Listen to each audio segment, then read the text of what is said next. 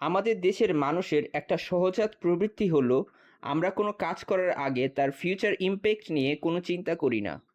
আর আমাদের উন্নত দেশগুলোর মতো এত এফেক্টিভ ম্যানেজমেন্ট সিস্টেমও কিন্তু নেই, যার ফলে আমাদের বর্তমানের কোনো একটা কাজের নেগেটিভ ইমপ্যাক্টটা যখন ভবিষ্যতে অনেক বড় হয়ে আমাদের সামনে আসে তখন আর আমাদের কোনো কিছুই করার থাকে না এবং আমরা ভেঙে পড়ি। যেমন এর একটা বাস্তব উদাহরণ হলো অনেকেই তাদের ছোট ফ্যামিলি নিয়ে থাকার জন্য মিস্ত্রি বা নিজের বুদ্ধি খাটিয়ে একতলা একটা বাড়ি করে ফেলে এবং সে সুন্দরভাবে তার ফ্যামিলি নিয়ে সেখানে বসবাস করতে থাকে।